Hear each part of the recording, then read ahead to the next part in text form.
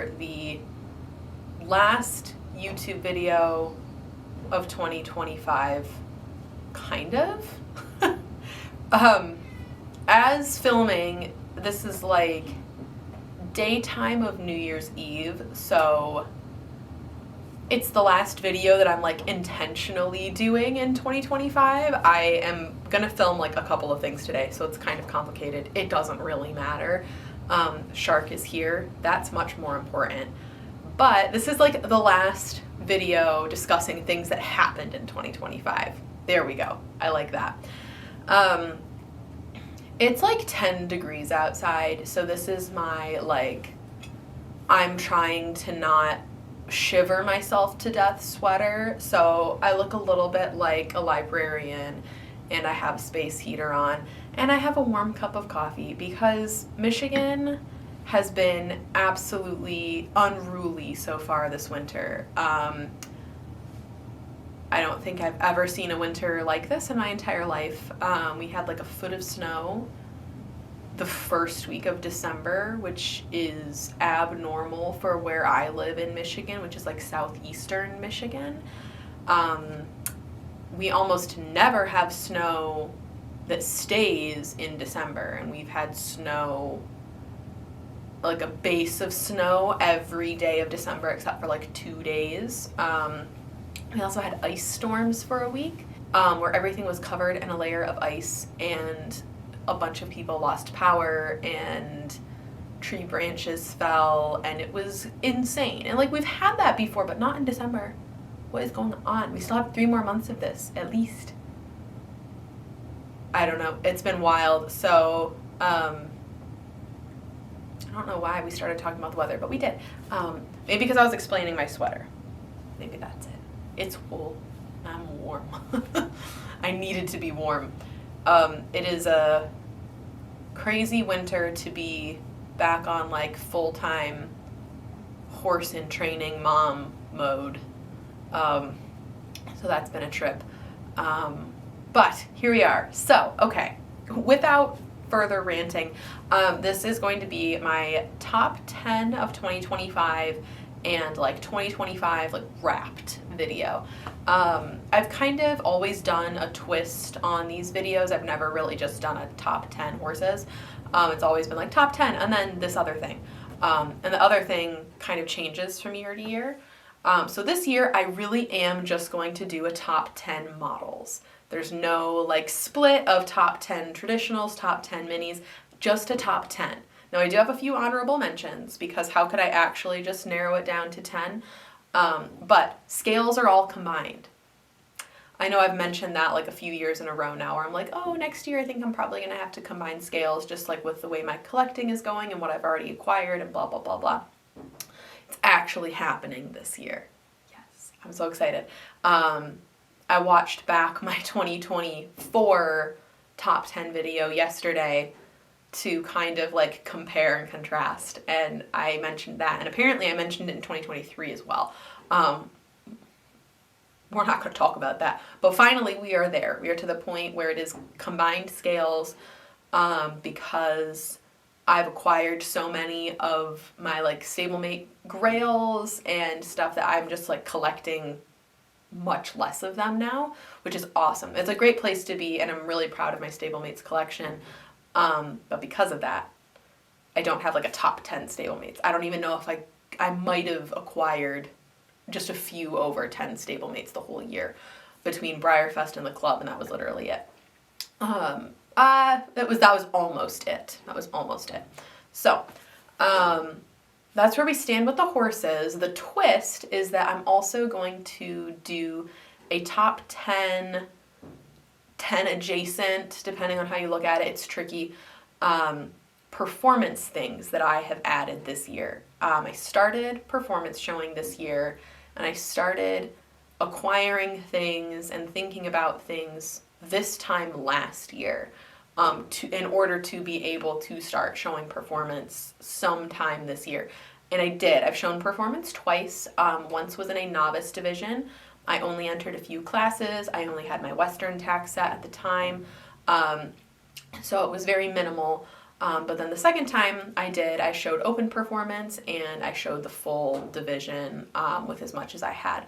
I had an entry in like 2/3 of the classes, I think. And that we'll talk about that. But anyways, I've acquired a lot of goodies. There's a lot of things that you need as somebody who had absolutely nothing for performance and then wanted to show it by the end of the year. So I've acquired a lot of things in lieu of more models, or different models or what have you. So I want to talk about that too. I want to, with starting performance and learning more about it, I'm trying to share as much of that as possible because it's something that I don't see a lot of people sharing in the model horse hobby, and I know that there's a lot fewer people that do it than that show like breed or non-breed classes, basically. So I want to try to share as much of that as I can on my platforms, just to give it more visibility and hopefully eventually like more accessibility. I'm hoping to be able to compile resources for people and stuff and to share the knowledge that I've gained, but I'm still in the gaining process where I don't feel like I have enough knowledge to share like much more than like, this is what I have. But I hope to eventually be able to like share what I've learned and to have learned enough to where I feel like that's worthwhile, I guess is my point. So we're going to do like a top 10 performance things. It's hard to itemize these things. Like it's super easy to do with models. There's either 10 models or there's not 10 models. With performance, things can be so small or connected to other things that it's really hard to say 10 specific pieces. But I'm kind of going to try to like lump stuff together to kind of assimilate a list of 10 things. I'm going to do my best. But that's definitely more flexible than these are 10 horses that I got this year format. Thank you, Shark. So items 1 and 2, and then at the end of the year, I'm going to just recap my hobby experiences this year and talk about all of those, all of the things I got to do, what my goals were, how I pursued them, and then also what my goals are for 2026. So horses, performance stuff, and then recap. Chapters 1, 2, 3. Some people are just here for the horses, so we're going to do those first. And if you don't want to watch the rest of the video after I talk about the horses, that's fine. Sometimes I do that. I'm not going to lie. So, Lucy, she's so excited. We're filming video, I know. I am also getting over being sick, so if I sound a little funny, I apologize. I feel like I say that in most of my videos. This wasn't allergies though. This was a legitimate, I had the flu. And it was bad. I haven't been that sick since like high school. So I'm just getting over that. So I sound a little congested, have my hot drink, and let's talk about my top 10 horses from this year, starting with honorable mentions. Oh, and I cannot believe I almost forgot to talk about this. Promise, I like kind of loosely have a script for this video. My biggest new addition for 2025 is not something related to the hobby at all, and it is my sweet child. I purchased a new horse in August of 2025. Her name is Ribbit, like the frog. And if you follow me literally anywhere else besides YouTube, you have seen a lot of Ribbit. She is a 3-year-old Belgian warm blood, and she's the love of my life. She is perfect. She has been so fun to bring along so far. She is so smart and so athletic and just an absolute comic book character. She is so funny. She's got so much personality. She absolutely loves her job and she loves everyone. She loves everything. She's just a very happy horse. Like, she's very positive. Everyone in the barn just loves her because she loves everyone. She's just perfect, and she has been so fun. And she takes up a lot of my time and energy and effort. So she's the most important new thing that I added to my life in 2025. It has been an interesting challenge to balance being a full-time horse mom again, along with all of my hobby responsibilities and projects. When I first started live showing in 2022, there were only a few months of overlap before I retired Smooch, who is my retired almost 23-year-old horse. So I have not had a horse in full training and been involved in the live showing community at the same time for, more than a few months, back when I first started. So it has been tricky to find a balance between the two. Right now I haven't slowed down anything in the live showing realm or the model horse realm. Eventually I probably will. Ribbit is 3, so she has not really started her horse show career yet. She gets to go to a few shows this summer just for exposure, and if she's good and she handles it well, I might put her in a flat class or something. But they're all very low key. Most of them are going to be local. It's not like she's going to be gone every weekend. She wouldn't be gone every weekend even at the height of her career, but that's besides the point.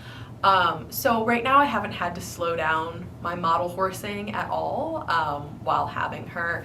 But eventually when I'm horse showing her more frequently, I might have to cut back the travel that I do for model horses a little bit because I'll be traveling more with her and doing stuff like that. And there's only so many days and weekends in a year and only so many things you can do and places you can be at one time, namely one.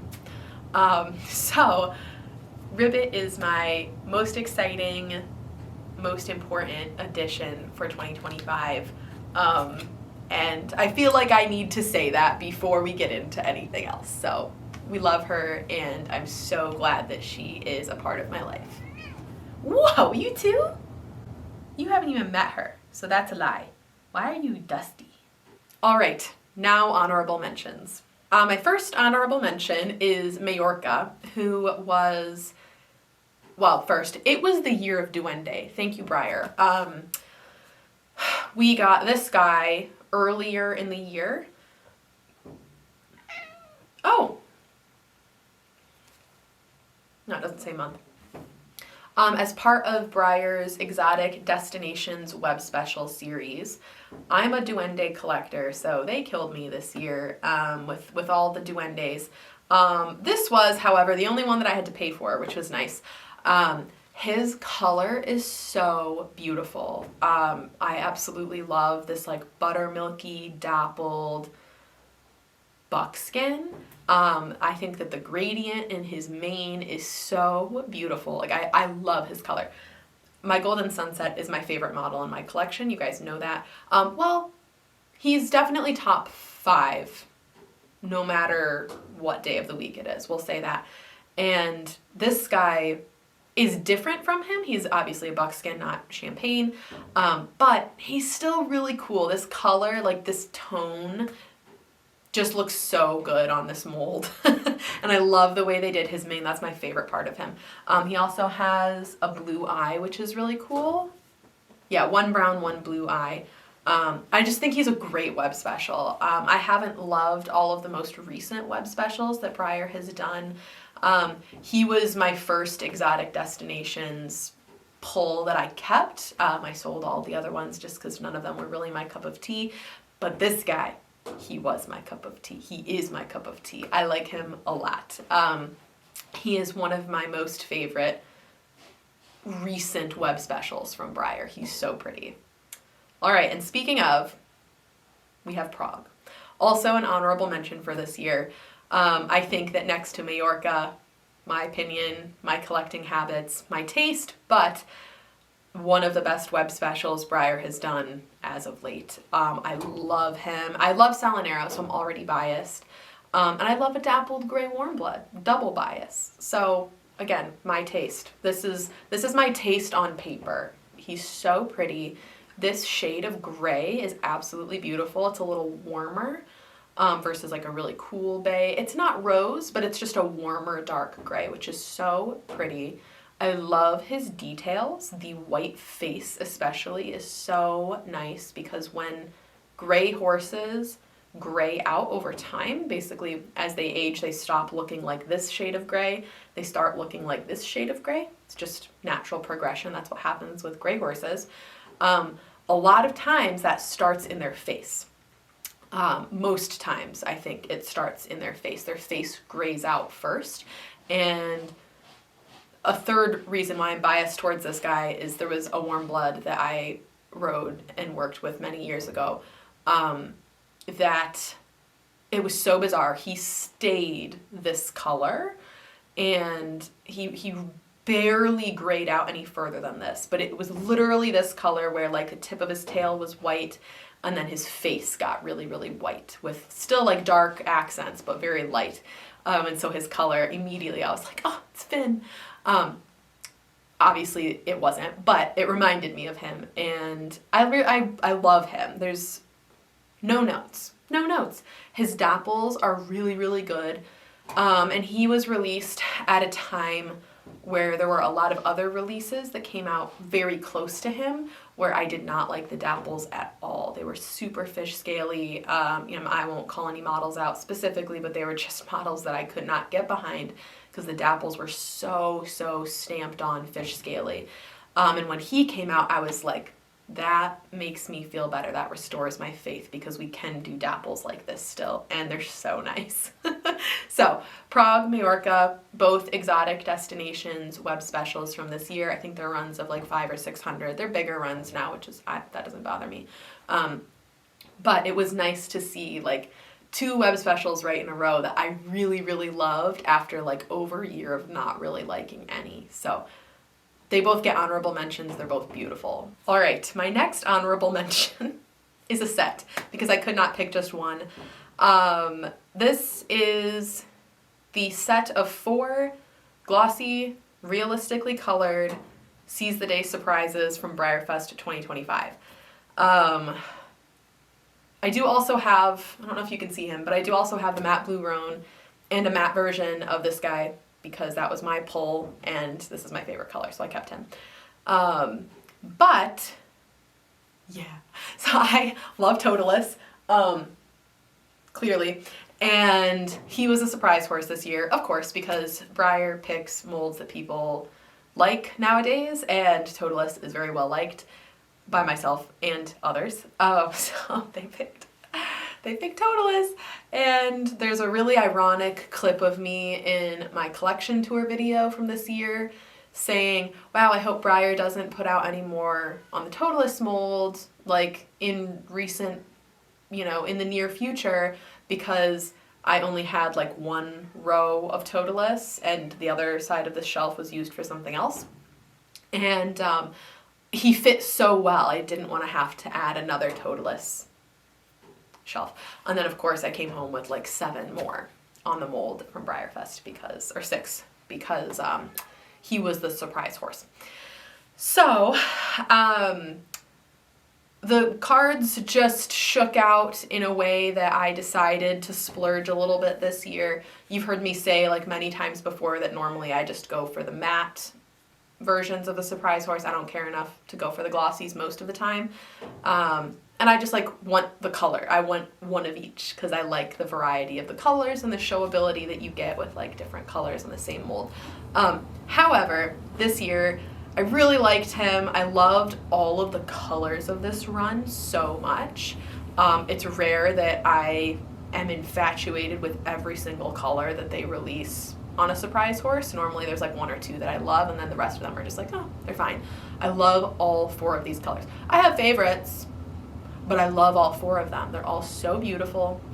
I was so thankful that they did 3 solid colors, because that is a more accurate ratio of sport horse solid to patterned. I know people complained about that. Oh, there was no Appaloosa. Yeah, there wasn't, because honestly, most of them look like this. Or, where's Salvino? Like that. Sure, are there Appaloosas? Absolutely. Most of them are just grays and bays, though, I promise. So anyways, here he is. I love them. I talked a lot about them in my Breyer Fest haul, so I won't go too much further into detail. They're all so beautiful. The Palomino Tobiano is my favorite by a landslide. He's so beautiful.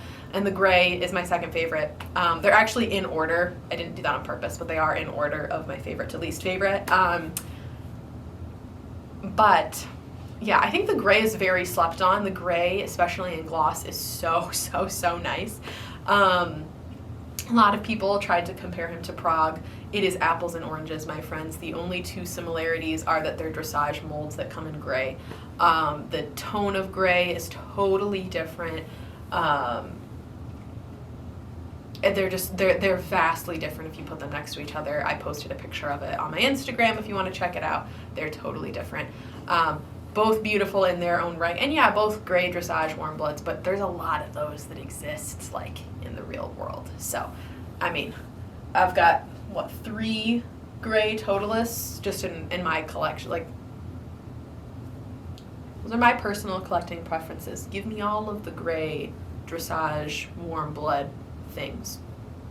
I will buy them again and again and again. So, do with that information what you will, I suppose. But here they are. They are so lovely. And it was really fun to get a glossy set this year. This was my first time ever doing that. Normally, again, I don't care and I just get the matte. But I went for the glossies this year and it was fun and they're beautiful. So I'm really happy to have them. Okay, now we're gonna get into the top 10. Okay, so on to the top 10. I don't really have anything to say right off the bat other than that, like, these guys were all pretty equal except for my top 2. My top 2 were kind of like abundantly clear that they were going to be my top 2. Everybody else, it was really hard to pick like where to put them in this order. So take that with a grain of salt, I guess. But without further ado, my 10th is the Blue Roan Tobiano CC Shuffle. She was the Breyer Fest surprise horse from 2013. Sorry, I had to look at her belly. From 2013, which is crazy. So she is 12 years old, which that makes me feel old. But she's really beautiful. I've always loved this color. I bought her from my friend Hannah about a month before Breyer Fest. There is always something that I wind up spending money on like right before Breyer Fest. Last year it was my glossy Mr. Chips. She didn't hurt quite as bad as he did, but my goodness, there's always something right before Breyer Fest that I'm like, I cannot pass on that. And like, yeah, could I have passed on her? Yes, of course. That's not the point, but I didn't want to. Really, really badly, I did not want to, because I was buying her from a friend for a good price. She's in very, very good quality for her age. She probably could go outside and sit in the sunshine for a few days once the weather's a bit nicer out. But she's so beautiful, and I only am missing 1 CC Shuffle now? 2? I don't know, I'd have to look. But I have acquired at least my favorites from the run in matte, which is nice because that was well before my time going to Breyer Fest or really being very involved with the hobby at all. So I'm very glad to have her. She is my number 10. Okay, number 9 is Ferris. I bought him from my friend Amara.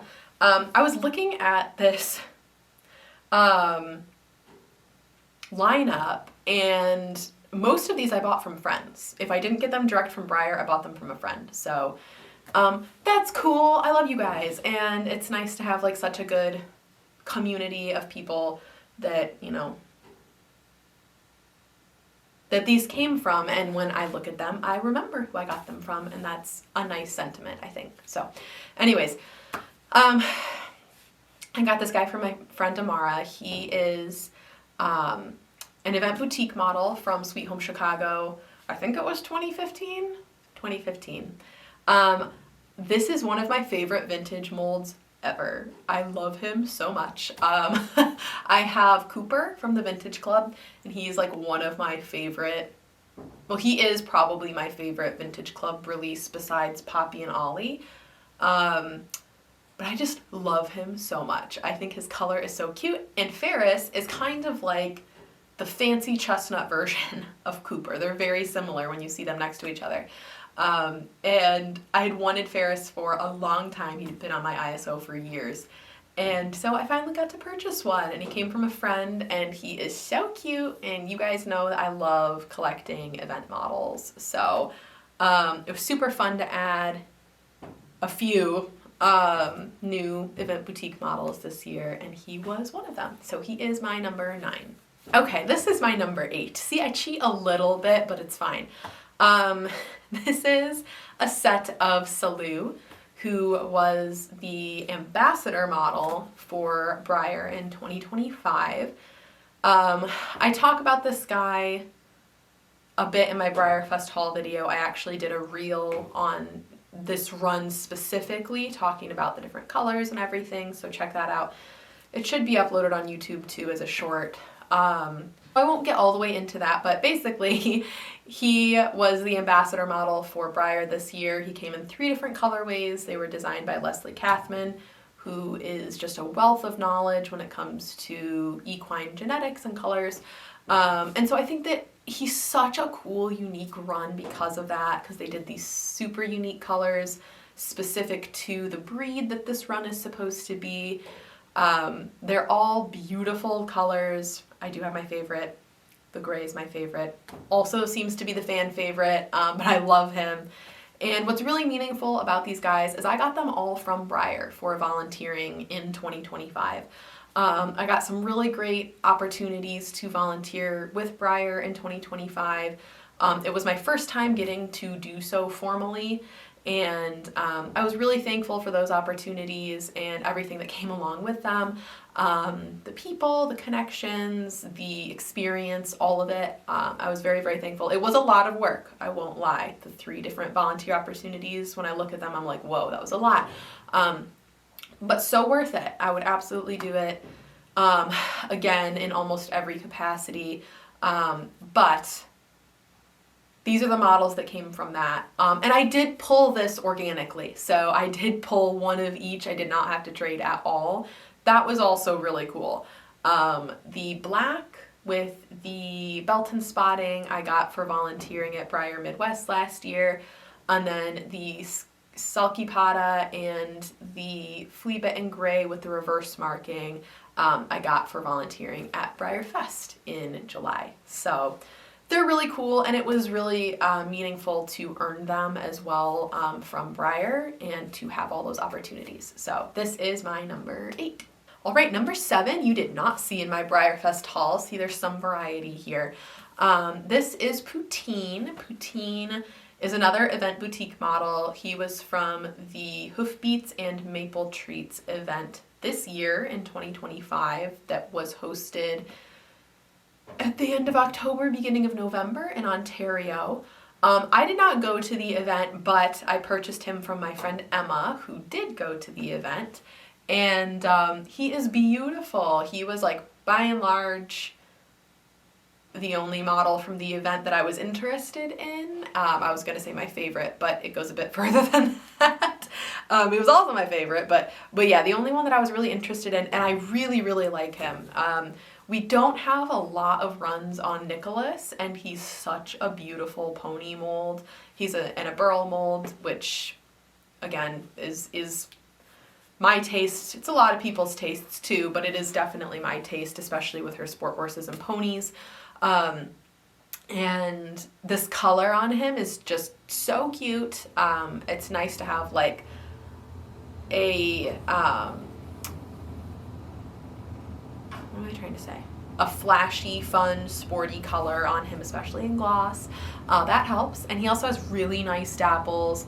The gloss like absolutely makes his color pop. He definitely sat on my desk for several weeks. Actually, I haven't put him on the shelf yet. He was living on my desk because I like looking at him, and he's fun and was unexpected and impulsive of me, but I really like him, and I was not going to deny myself a cute, flashy pony. So he is my number 10, 9, 8, 7. Okay, number 6 is quite a bit smaller. Number 6 is a stablemate. There's 2 stablemates in this lineup. This is, if you can like even see him at all, the Short and Sweet Blind Bag Micro Run Coal from this year. So this was the first year ever that Breyer has done a coal run in their holiday stablemate blind bags. They've been doing holiday stablemate blind bags for several years now. I have never participated. I'm not a deco collector, and their holiday decos especially they're like winter holiday decos especially just don't really speak to me. I'll do the Halloween blind bags. I think those are fun. But the holiday blind bag runs have never appealed to me until this year. Basically, the Short and Sweet was a mirror version of the Candy Cane Zebra run that they did traditional scale several years back. And again, this was the first year that Breyer did a micro run coal in the stablemate blind bag. They've always done the micro run coal for the traditional, like Christmas Day, quote, Gambler's Choice run, but they haven't done it for the minis before, but they sure did this year. He's a run of only 75 for the 75th anniversary of Breyer this year, and he's really cool. I love this mold. I was going to buy a bunch of these anyways because I do actually like the decos this year. I liked the Candy Cane Zebra concept. Not enough to buy the traditionals, but definitely enough to buy some of the minis. They're super fun. I wound up pulling 4 different colors out of the 4 that I purchased. And this guy was one of those 4. The only one that I didn't pull was a red, and I actually have a trade set up for one of them. So I really liked this run.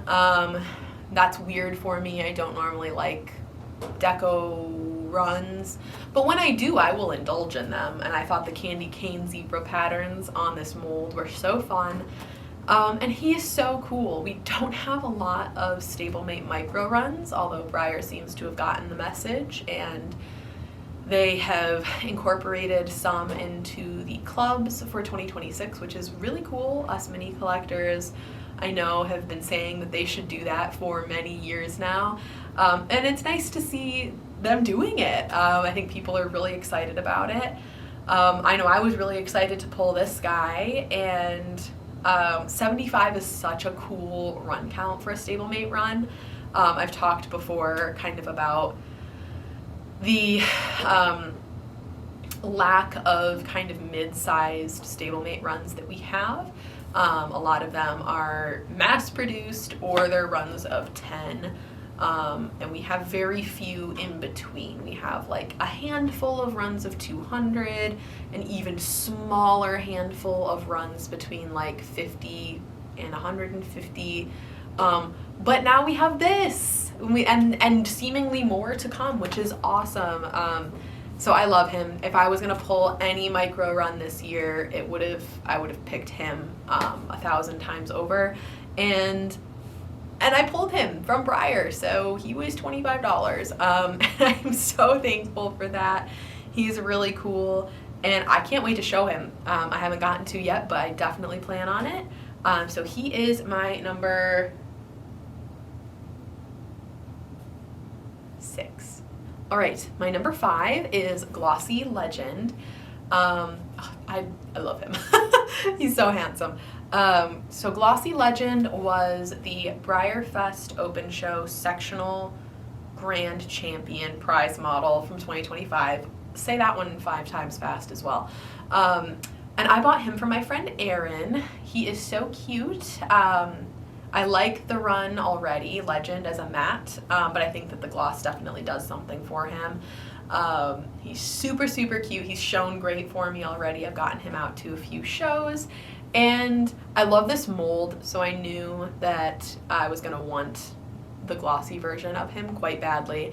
And Aaron won one and was kind enough to sell him to me at Breyer Fest. So here he is. Glossy Legend is my number 5. Okay, 3 and 4 were really hard. I feel like they could very easily be flip-flopped as well. So bear that in mind, I suppose, as we talk about them. So we're gonna say 4. 4 is Assam. I'm gonna hold her because I don't trust her. Assam was the 2017 Breyer Fest volunteer model. She's a run of, I think, about 150. I have always wanted her. I love her color. I love Weather Girl. I don't know if you can, yeah, you can kind of see him. I love Weather Girl already. This is my favorite Weather Girl run. I think that the way that they did her kind of like, quote, bloody shoulder marking is it's executed so well on this model. Her color is beautiful. She is like flea bitten through her coat, but she also has dapples on her haunches and her stomach. She's like chef's kiss, 10 out of 10, no notes Breyer. She was such a beautiful run, and I paid pretty handsomely for this horse, I won't lie to you guys. I will also acknowledge when I get a good deal because it comes around, you know, and it all goes back kind of into the same place and it circulates. And, you know, at least for me, I know like what comes out of the hobby goes back into the hobby. So, you know, there's sometimes that you'll get great deals and there's sometimes where you'll pay what a horse is worth. I paid what this horse was worth. I got her from the Bonnie Ellis estate auction at the very beginning of this year. And I got several horses from that estate auction.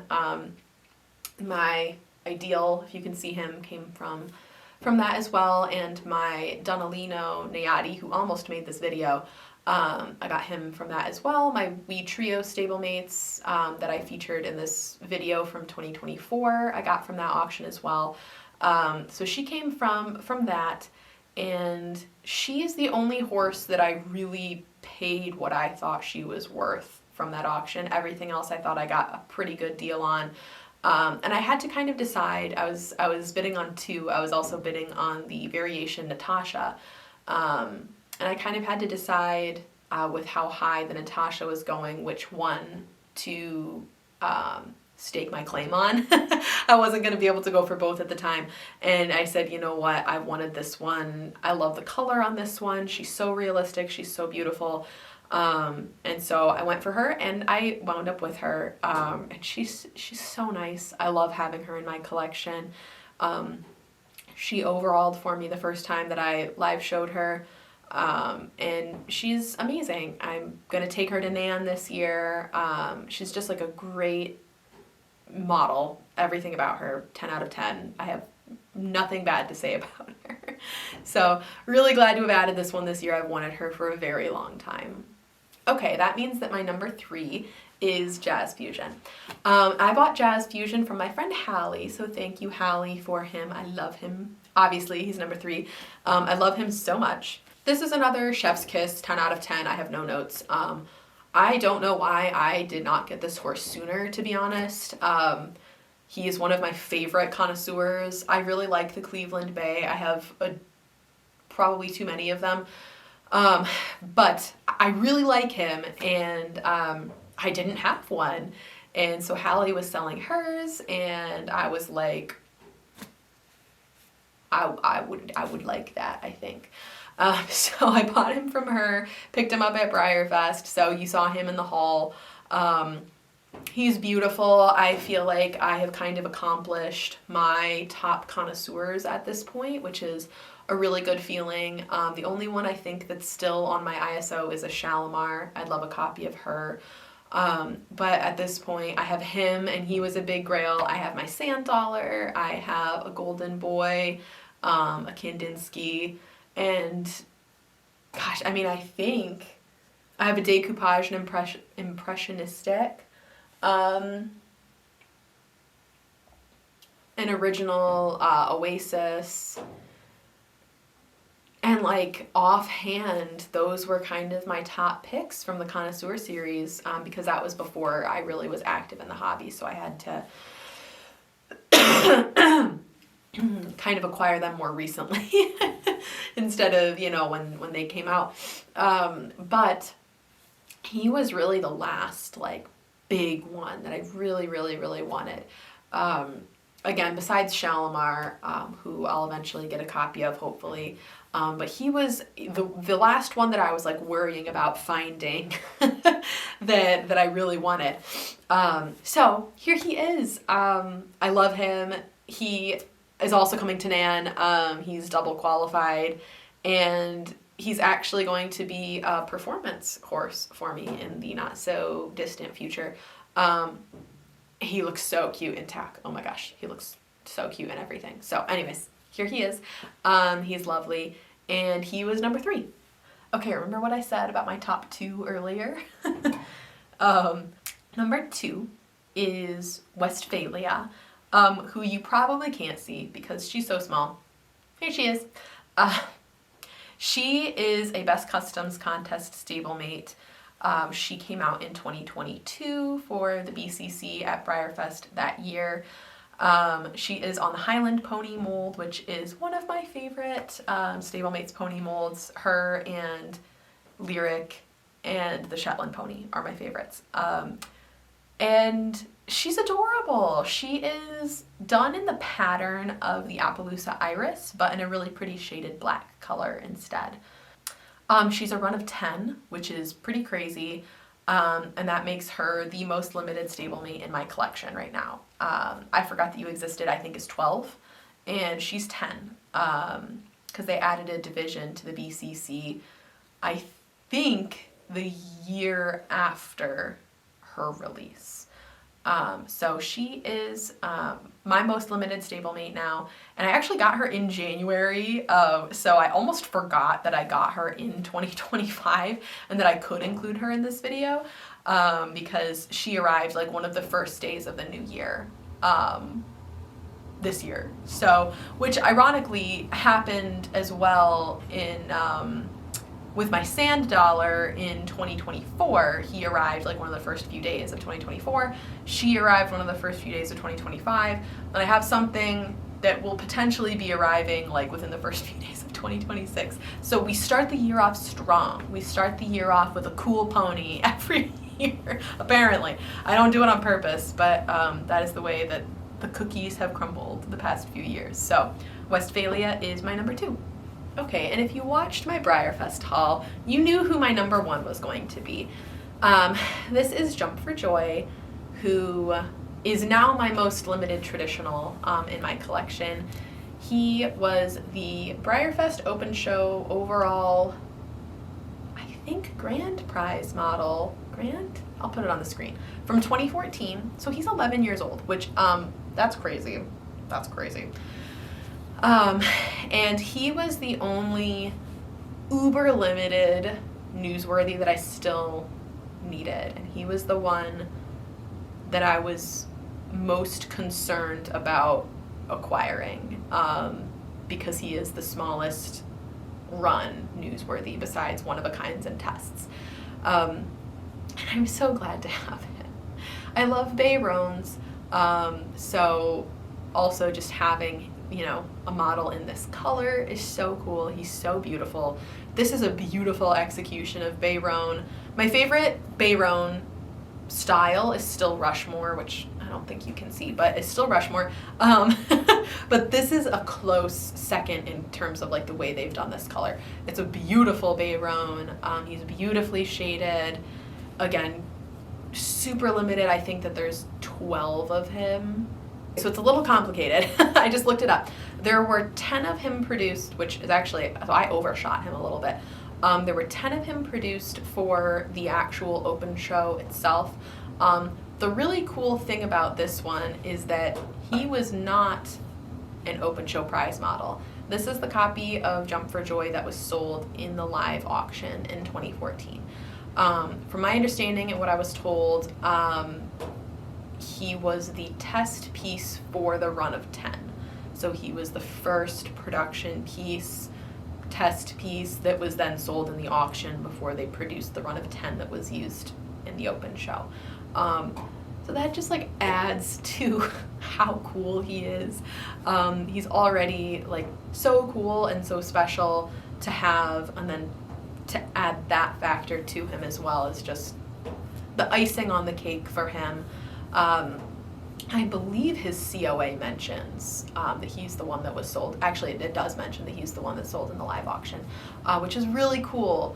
So, you know, run of 10, 11, technically one kind of. I just say that there was a run of 10 and then the one that was sold in the auction, and this is the one that was sold in the auction on his dock, and it's been fine. But this is Jump for Joy. Yeah. And I was able to get him from Caitlin, who also sold me Toulouse. And so it's really cool to have both of them together, knowing they came from the same collection and the same person. And they got to stay together, and they're never going anywhere. They live here now. You guys know I don't really sell things. So they live here now, and he's just been so fun. It's been so fun to have both of them on my shelf. I'm looking at my Conga right now. But it's been just so cool between having them and Spring Break and the glossy Mr. Chips now. I've always wanted all of those horses since pretty much they came out, which I want to say 2014, 2015 is what we're talking. So about 10 years. And now I have all of them, and they're just very, very cool, very special additions for sure. The only newsworthy I do not have is a glossy Baloo. The only realistic newsworthy, I don't collect the decos. The only realistic newsworthy I do not have is a glossy Baloo. And I'm sure I will find one someday. I'm not in a huge rush, particularly with that one. Out of the rare newsworthies, he's my least favorite. So I've got the ones that were the most special and important to me, which were Toulouse and Jump for Joy. And again, for this copy to be as cool as it is was just the icing on the cake for my Breyer acquisitions this year. So he is very special, he is very cherished, and he's shown great so far. He's double NAN qualified, he's going to go to NAN 2026, and yeah, he's been super fun. So he is my number one. All right, so those were my horses. Now we're going to move on to part two, all the performance things. And I think I'm going to talk about this more like broadly. I know we kind of talked about why that makes sense before, but I kind of have like chunks of things to talk about, and I'm not really going to itemize them.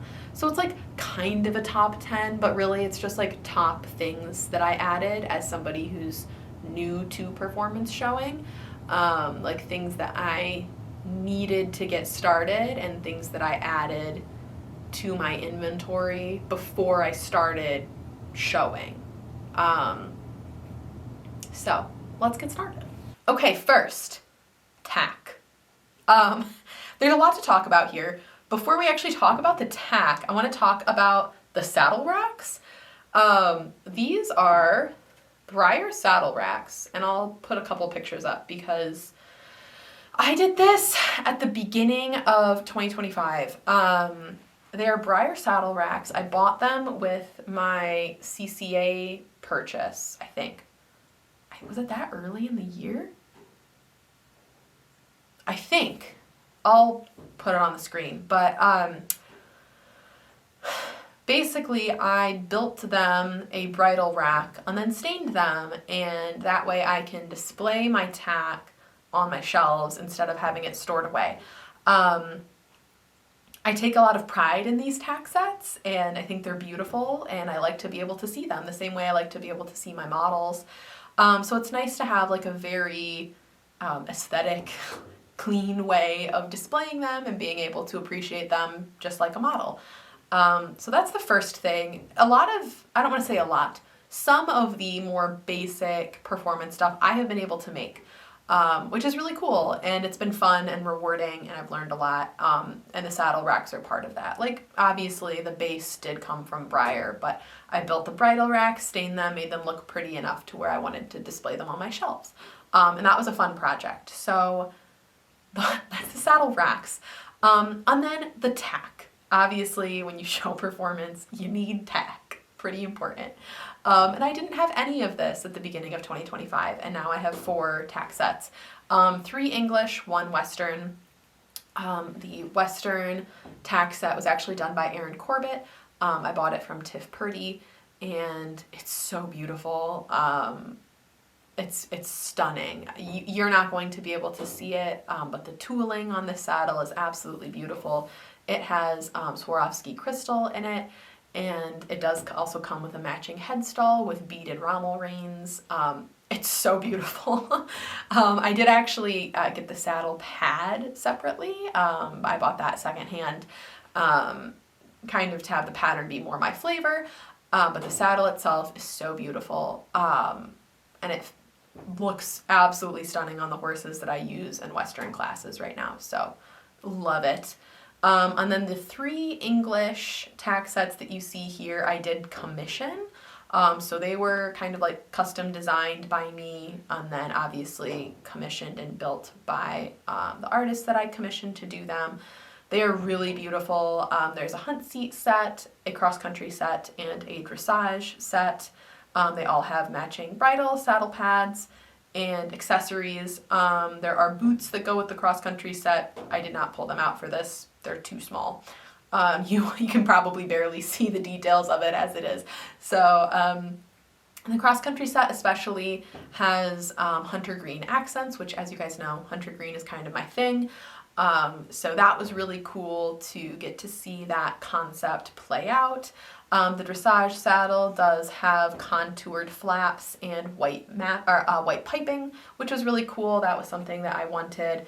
And then the pad has, I want to say, it has a breed crest on it, but I don't know. I would have to look back in my notes to see what the crest, what warm blood breed it is.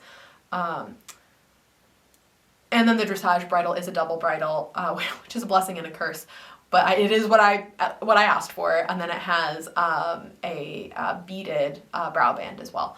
The cross-country set, you can't really see it, but it does also have a matching breast collar and running martingale that is in the same like white and green color scheme. So really, really cool.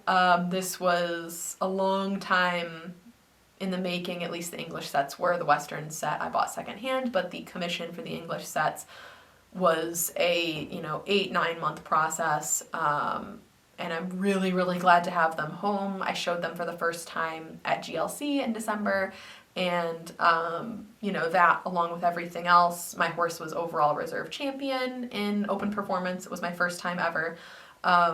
And I know this tack has a lot to do with that. It's, accurate for the classes and just really, really cool. Again, I wanted to display it because I'm really proud of it and I think it's so beautiful. So that's why I did the saddle stands the way that I did. So, tack. This is category 1, tack. There's a lot of it. And yeah, it's been fun. It's been so fun.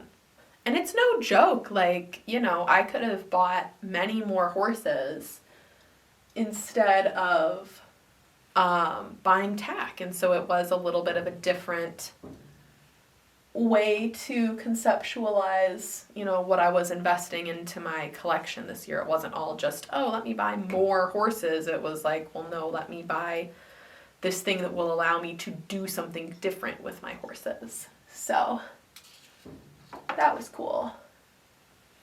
And then if you guys don't know, there is a little bit more meaning to the performance journey for me too. My main performance horse right now is a stone design horse from 2020 that was a portrait model of Smooch. So getting to see him in tack has a lot of meaning for me. I did a lot of different disciplines with Smooch, bless him. I bought him as an eventing prospect and I did a lot of dressage with him. I did a lot of eventing with him. And then I eventually turned him into my adult equitation and jumper horse after a few years. And I also fox hunted with him. I did a million different things with that horse. And so to get to see my model of him dressed up in different tack, doing different things, has a lot of meaning for me. And it's also really cool because I show him as Smooch's show name, which was in the service. It's really cool to hear his show name get called again in a different capacity, but it's really cool to hear it used again. So anyways, that's my little ditty. Okay. Next. My pretty cow. This guy's super meaningful for me too. This is a steer resin that was painted by the Model Horse Artisan Guild. And I wanted to acquire, since Breyer Fest, I had a deep burning desire to acquire a pretty cow for performance showing. There was similarly detailed steer that I saw at the Artisans Gallery done by Monica West, and it just like changed my perspective on like what a bovine sculpt could and paint job could be, and I had never really like thought about it that hard before or had this burning desire to have one even for performance. I was just like, oh, I just like won't enter the cattle work class and that's fine. But I saw him at the Artisans Gallery and I was like, that is like the most beautiful thing I've ever seen in my life. And of course it sold before I decided, you know what, I think I would like for that to come home with me. And the Lynn and Melissa, the ladies behind the Model Horse Artisan Guild, had this guy for sale at Oakland Open, which was my live show that I hosted in September. And at the time, I had so much flying around because I had just bought Ribbit and I was hosting the show and I had to see how the financials shook out from after the show, that I was like, I should not be spending money on, as beautiful as he is, should not be spending money on him right now. So I didn't, but he happened to still be available a couple of months later and I hit them up and I purchased him. He is so beautiful, and Lynn and Melissa told me that their I think extended family breeds cattle and bovines, and so they grew up kind of being on the farm and seeing the different cattle and everything. So I definitely trust their judgment when it comes to the color and the execution. I look at this and I'm just like, oh, it's beautiful, and it's like very artistically done, and he's got like, you know, glossed nose and glossed eyes and like great details, but knowing what their knowledge is with bovine makes me even more confident in him. And he's so cool, and I won my first ever cattle work class and used him in it. So he is lovely. I did talk more at length about him in a reel that I posted. I believe it's also posted as a short here on YouTube.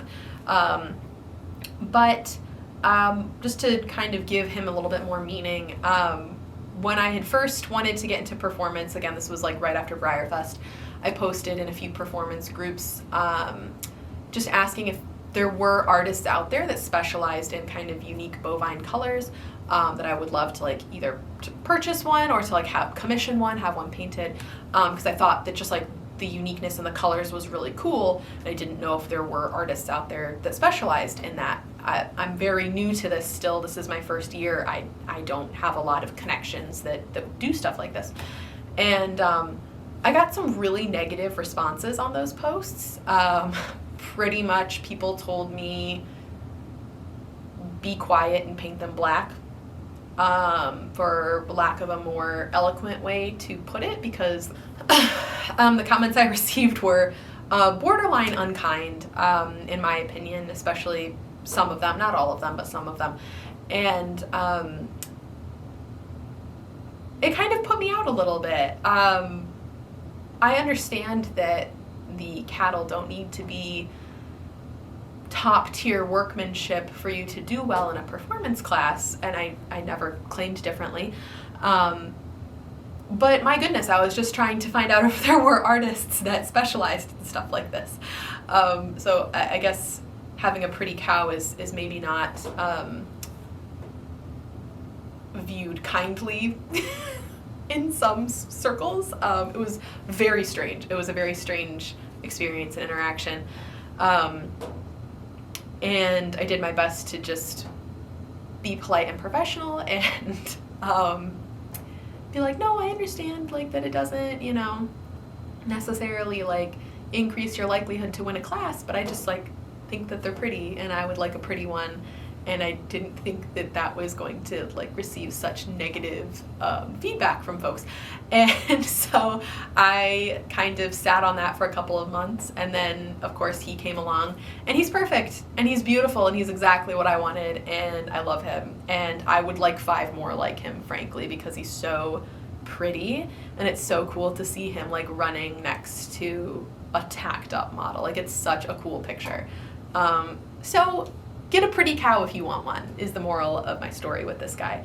And I love him, and I'm glad I was able to support some local artists in purchasing him. So here he is. Okay, this is my most recent performance acquisition. This is a Meadowbrook cart. This was done by Breyer, and it's pretty common to see this specific cart used in performance classes. It does actually move, and it came with a harness. I'm not going to pull that out because it looks like nothing when it's not actually on a horse, but the cart itself is beautiful, and I'm still definitely learning how to use this and the harness. I gotta watch a couple YouTube videos, I'm not gonna lie, but it's so pretty. It is so pretty. The horses that I've used and hitched up to it, you know, as well as I can right now, is so beautiful. Like, it's so fun. They're gorgeous, and I have quite enjoyed having this so far. And it lets me show in more classes than I could before without it. So vehicles and stuff are very foreign to me. I'm still learning. But I was really happy to have added this very recently. This was my Christmas gift to myself. It came in like maybe a week ago. So this is a Meadowbrook cart. There's not much more to say than that, other than it's really pretty and I don't really know how to use it. So, all right, I'm kind of going to go by disciplines with the next few clusters here. So this cluster are kind of my English jumping props that I have either acquired or built. So we'll talk about all of them. I purchased this jump set, everything that's stained kind of in this color, from Breyerfest, or at Breyerfest in the Clarion. I wish that and I might have the business card somewhere, or else I would give them credit, because this jump is so beautiful, but I don't remember who made it offhand. These standards, I actually saw this jump in a photo advertised on Facebook before Breyerfest, and I was like, oh my goodness, if I wind up having a Clarion budget, because it depended on how a couple things shook out, I want this. And I wound up buying it the first day of Breyerfest anyways, so, because I saw it and I was like, that is so up my alley, like, that is so my taste, like, I can't leave that in this room, and in my opinion, it was super affordably priced, compared to some other jumps that I was looking at in the Clarion. So I'm really happy I added it. I did buy, it comes with the standards and these beautiful ferns. There's 2 flower boxes, 2 poles. I get to show with it for the first time in a couple of weeks, so that was really cool. And then these other 2 things that you see here I actually made, which was fun. I made this cross-country jump.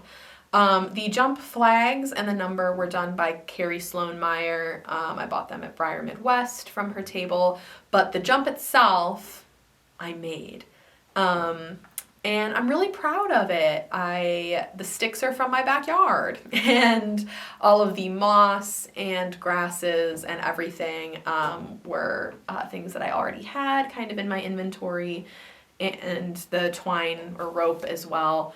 But I'm really pleased with how it came out, and I won my first ever cross-country class that I used it in at GLC. So that was cool. I like being able to make these things. I just don't have the skill to do it with all of them right now, or probably ever. But it was cool to make that. I'm really proud of that. And then I also made this fence. This fence is like built to custom fit on my English Arena base, which is something I will not be pulling out for this video. Maybe I'll do a little clip, but I'm not pulling it out. I made 3 bases You can see them in my performance top 10 or end of year reel. I did pull it out for that. I'm not pulling them out again. I'm really sorry. But this fence is made to custom fit that base. It has a little prop to hold it up in the back here that you can move up and down. It is stained, that same color stain that I have stained almost all of my other wooden items that I've made, so that everything kind of matches and is uniform. I'm a little psychotic when it comes to stuff like that. And then I made, of course, the brand sponsor signs as well for it. So these are kind of like my English jumping class props that I have right now. I have a couple other jumps, but this was my favorite. So this is the one that I wanted to showcase. And then the one that I made, because I'm proud of that too. So these are the most meaningful English items that I have added this year. Or English like jumping class items that I've added this year. Okay, if you can see this, it's right here. I'm not bringing out my dressage base. I do have one that I made specifically for dressage. It's white, the frame is white to match everything else. Again, the matching, I love the matching. You don't have to do it that way, but my brain has to do it that way.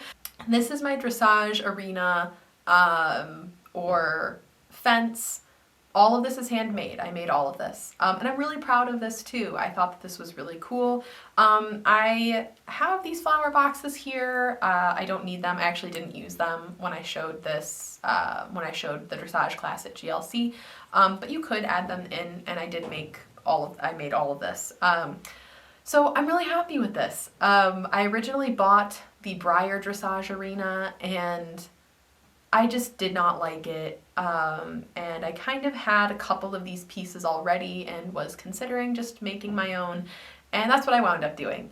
And I'm really proud of it, and I feel like it does work really, really well for the space, and it gives a pop of green and flowers to the entry, which is fun. Again, I didn't show it with the white flower boxes. I have these, I did make these, but I do think it maybe even is a little bit too cluttered with them. I think it depends on the entry, but right now this is kind of what I'm using, and I'm really happy with it.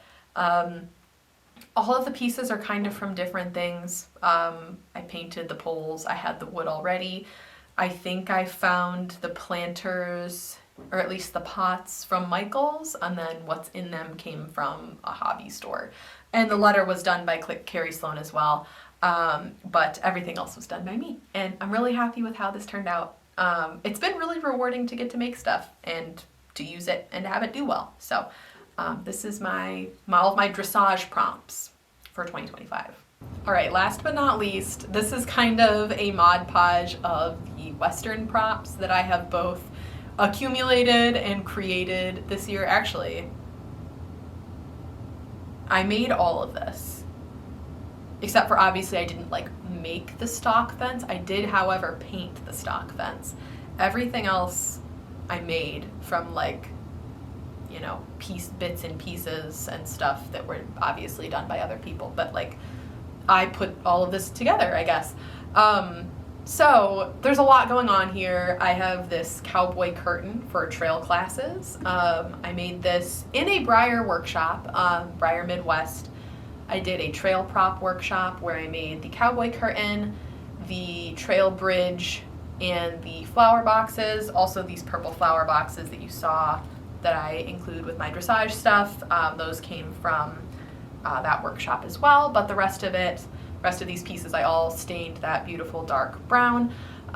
These poles, they're like like trail class sized poles, came from that workshop as well. So all of those matching pieces all came from that workshop. They're beautiful, but I did make them from the pieces that were provided in that workshop. I think that counts, right? The stock fence I bought secondhand, but then I painted it because the Breyer stock fence is red and it's kind of a terrible red. So I repainted it black. I like it a lot better black. The kind of sponsorship brand posters I made myself.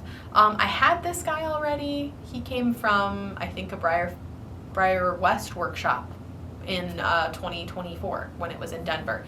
I did another performance works. I've been building up to this, okay? I've been taking workshops, I've been taking classes, I've been paying attention. I just haven't been doing it. I made these. These are pole bending poles from goodies that I already had and then painted. Obviously, I painted them my green. And then the poles are just a simple white. So I made those. I made these. These are kind of just like decorations, Southwestern style decorations. They've got a cactus and succulents and moss, and the rocks are actually from Sandwash Basin, which is really cool. I got those also in that 2023 or 2024 Breyer West workshop. So they are very like Southwestern themed and accurate for like the flora that you would see out there, which I thought was really cool. This wasn't what you were supposed to make with them in the workshop, but I had a bunch of leftover materials, and so I made those with them. I think that's everything, right, for Western? I've learned so much about Western disciplines and classes and TAC and everything through this. It's been really interesting. I didn't know much about it before, but it's been a great learning process, and I love like all of this stuff. It's been one of the nice things about like acquiring this stuff slowly, kind of like in the background and not just like immediately showing just whatever I had, is that I've been able to curate an inventory of props and pieces that like I love. Like I like all of them. I like the way all of them look. I'm not kind of just like throwing stuff together just to have something on a table. I'm proud of all of this, and I enjoy all of it, and I like how all of it looks. And that's really rewarding, and it's been really fun. So that's all of the Western stuff that I have, and I think that's it. And what I'll do is I'll throw in a little clip of my bases from the clips that I filmed for my reel so that you guys can see those. I would say that the bases, the arenas are like the last thing that I would include in this segment. So I'll throw that in now.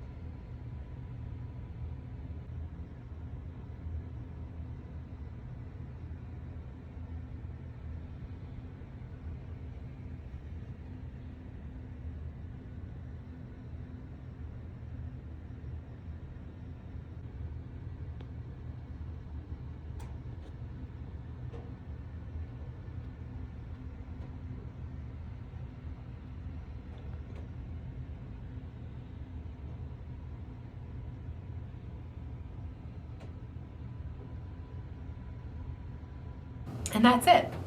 So that is my performance top pieces added as someone who's doing this for the first time for 2025. I will say that I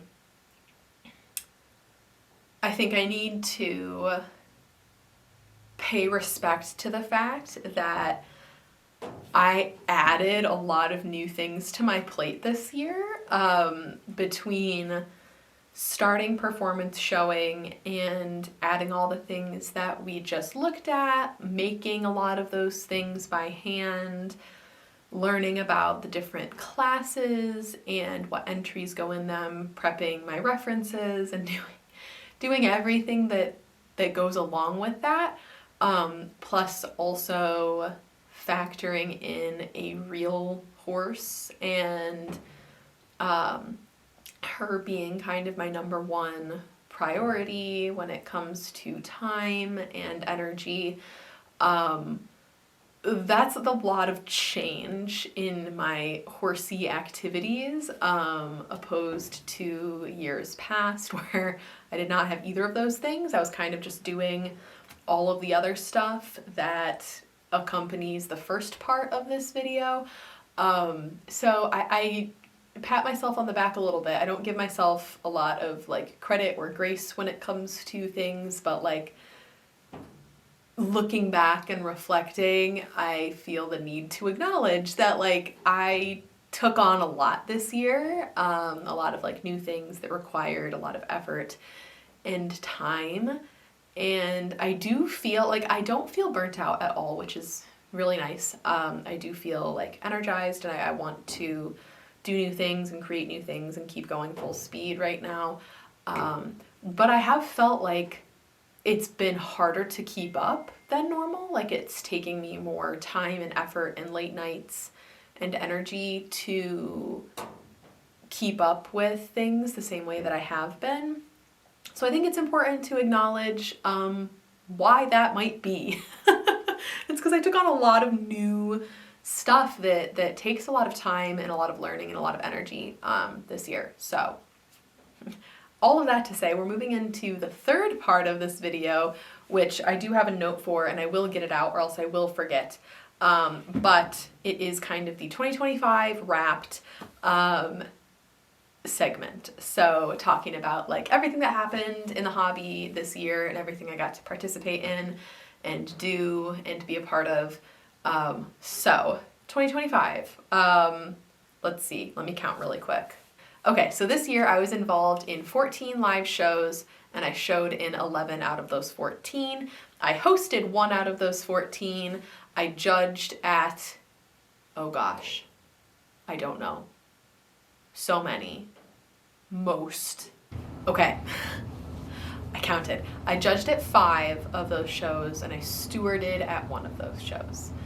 So there was some overlap there. I did judge every show except for 1 that I judged at, I was also showing at. And then I obviously was not going to judge or show at my show. And then there was the 1 show that I just stewarded at. So let's get into it. January of 2025, I spent a lot of time in this corner, in this basement.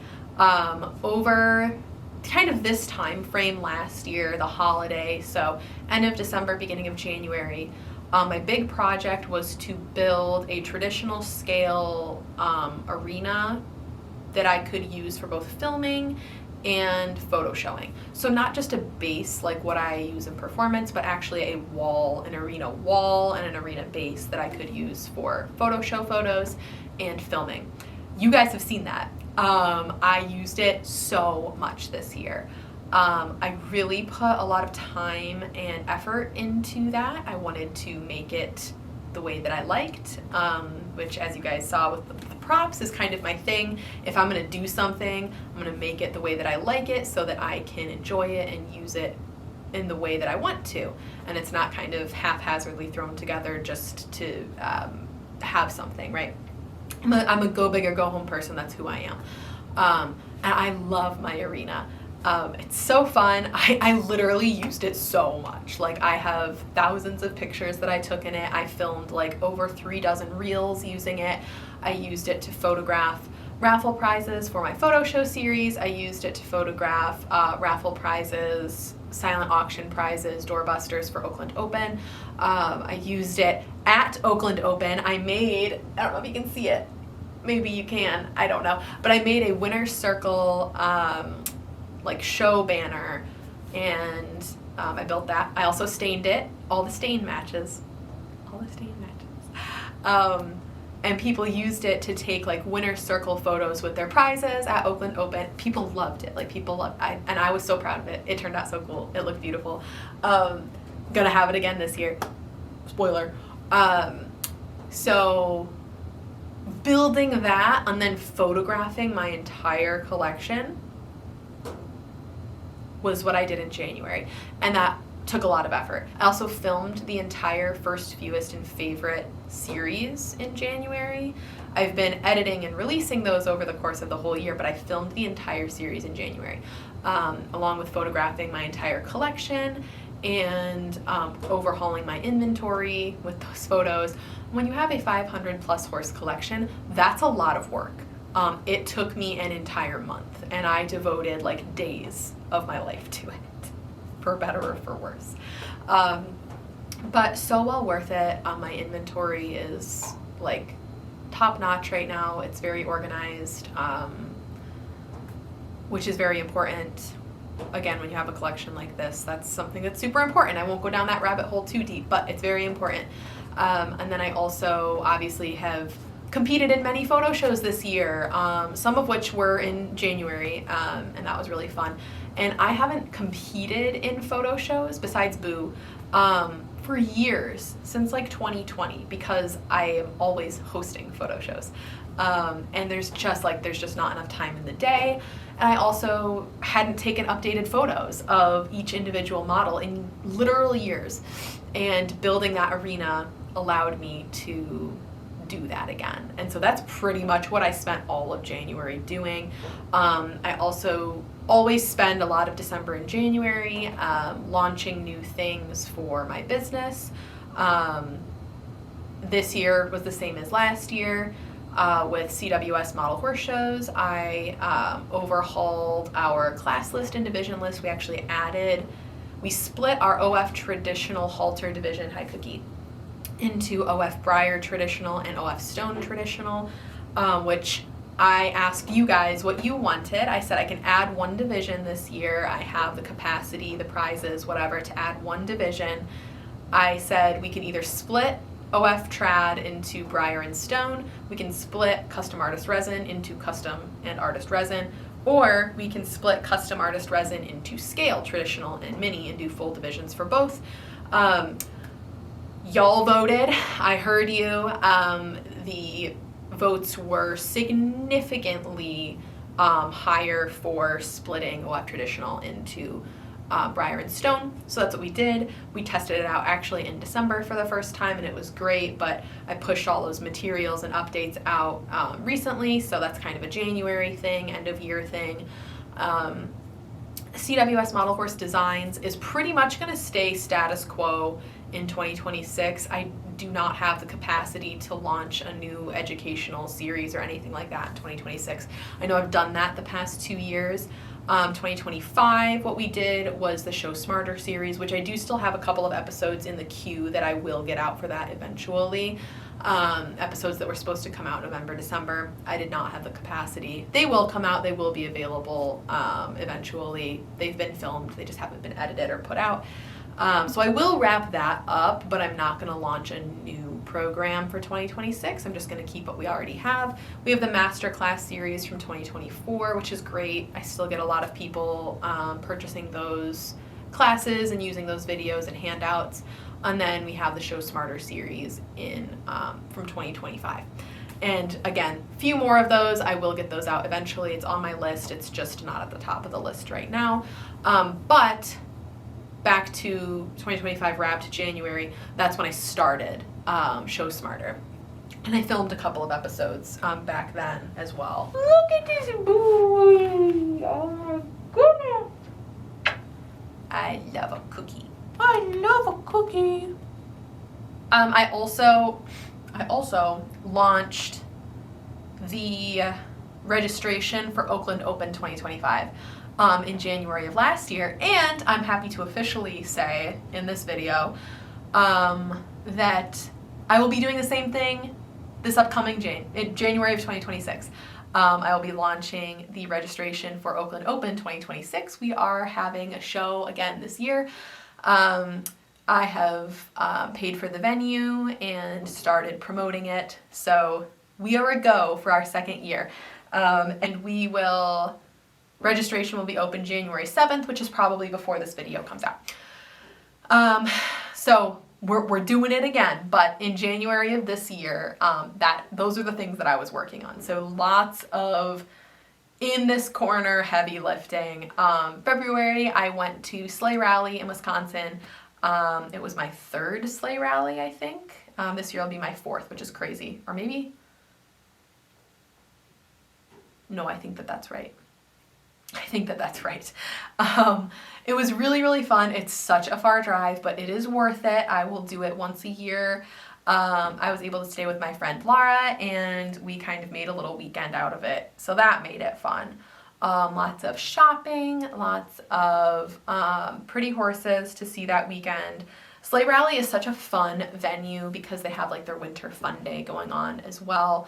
And there's lots of like craft vendors there that you can shop from. So it's not just model horses. There are other Cookie. No. Bad. There's other fun stuff going on. So it is definitely a fun show to go to. And I bet we're gonna have snow this year. That was kind of the issue the last few years. We didn't have any snow, but if this winter keeps up the way it is right now, I'm sure that we're gonna have snow this year. We didn't have snow last year, so they couldn't do like, they had the sled dogs there and you could visit them, but they didn't actually like do sled dog demonstrations or anything because there's no snow. But anyways, that was February. That was my big outing in February. Sleigh Rally has such an extensive class list, and it's the first show of the new year after I've had like a month or two off, that I always feel like the prep for that show and the packing for that show is so insane. So it's always like, yeah, that was the only thing I did in February, but it always feels like such an undertaking. So February was all about Sleigh Rally. March, I actually had 2 shows. One of them was local. It was the Two Cranky Mares, like large scale show. They did 2 shows this year, which was so awesome. One was large scale and one was minis. March was their large scale show. It was so fun, a nice like smaller local show that I could drive to. Brought out all my traditional Breyers. I actually took overall grand of the Breyer division at that show, which was really cool. And I took overall reserve of Stone, which was crazy. It was a double judged show, so my grand and Breyer was halter and my reserve and Stone was collectability. My smooch DAH was overall reserve and collectability. I don't know a lot about stones, but I guess his specific customization on the Palouse mold is like hard to find. I didn't know that literally until that show, and they were like, yeah, no, this is crazy. We've never seen a DAH in this customization before. And I was like, oh, I don't know. But that was really cool because once again, like, got to hear his name called, and he won now he's won 2 rosettes, one in collectability and one in performance, which is really cool. 3 rosettes, 2 in performance, and then 1 the collectability. So he's really cool. I will also say, since why not, we're here, I will also say that I am gunning for him to get a merit award from NAMSA, a merit award plaque, the versatility award. He only needs like, I think 3 more NAN cards for it because he's got a few halter NAN cards from this past year. I decided to start showing him this past year because he exists, like why not? And he did quite well, so he has a couple halter cards and a couple collectability cards and now a couple performance cards. So he has the minimum quota.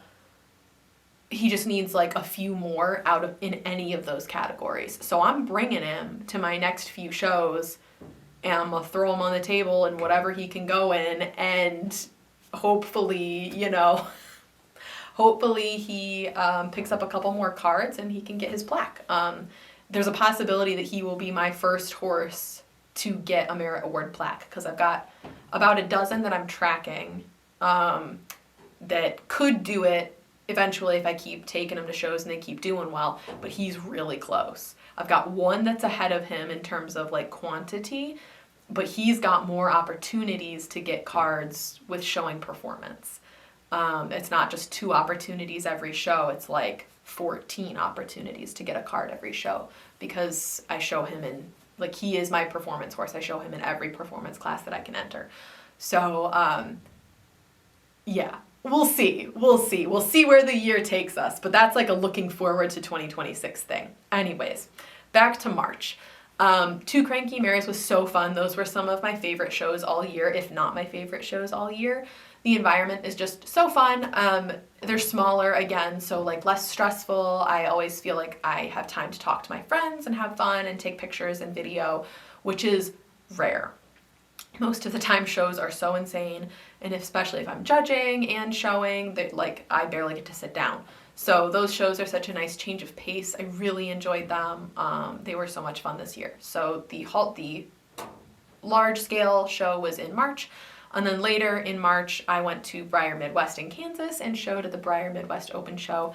That was super fun. I took overall reserve of the Breyer mini division at Midwest. It was actually my second year getting an overall at that specific show, which was really cool. The only bummer now is I've got 2 horses that I like can't ever bring back to that show, which is a bit of a bummer, but it's only 2 horses. There's other horses to show. So that was really fun. And then also there took that trail prop workshop, and I now have those trail props that I featured earlier, which was really cool. Going to Midwest again this year, really excited for it. Gonna show in the open show and take another performance workshop. See, the workshops help, I'm just saying. Also, if you're going to Midwest 2026, if I get this out before then, which I should, there are still openings in their workshops. So if you're gonna go, sign up for some workshops. It's gonna be really fun. April of this year, I showed and judged in 2 shows. The first one was BVG Live here in Michigan, which is our huge, massive, almost 100-person live show that happens every year. Trisha, who runs the Breyer Value Guide website and kind of inventory, I think is the proper word for it.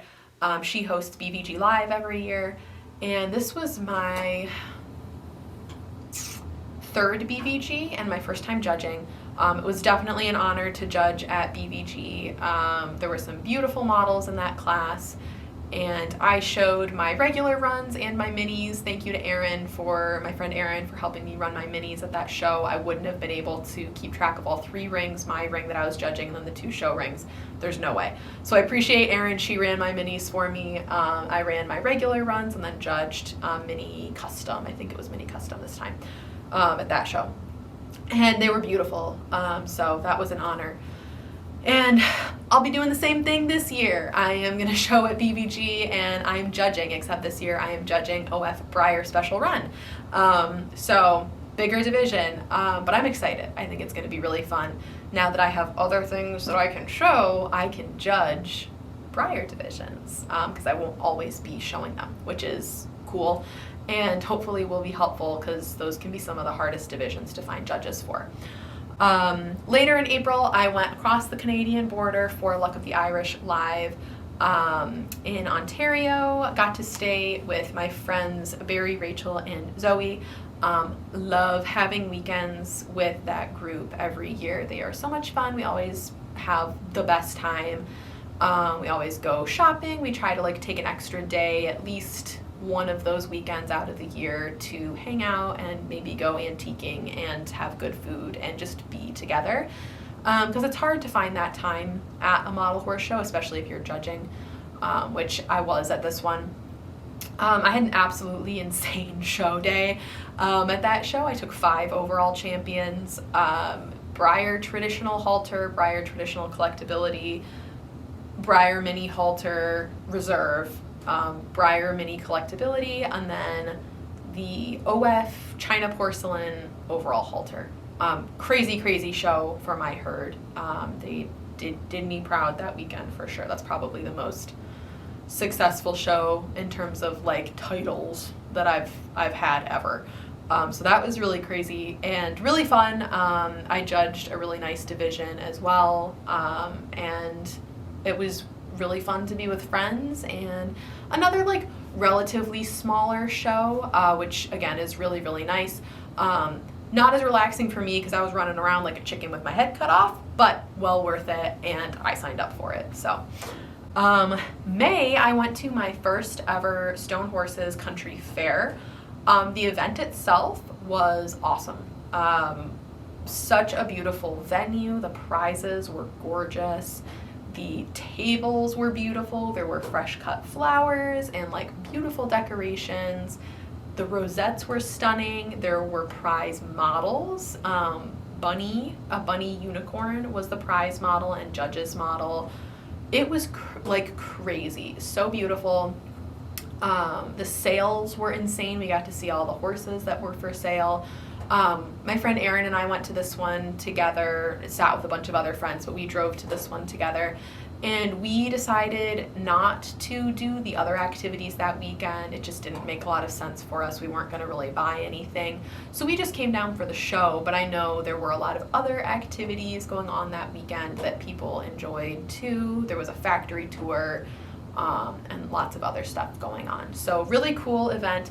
I wound up taking the overall grand of the Breyer mini division, which meant that I won one of those bunny prize models, which was really, really cool. And I did sell her. I don't collect decos or fantasy pieces. I hated selling her. I don't like selling horses that I won. But she paid for my Jazz Fusion. Is the way that I look at it. The funds that I received from selling her, I then turned around and used to pay for my Jazz Fusion at Breyerfest. So the way I look at it is that she essentially won me my Jazz Fusion. So I still think about that every so often. I really, really hate selling horses that I love or that I won.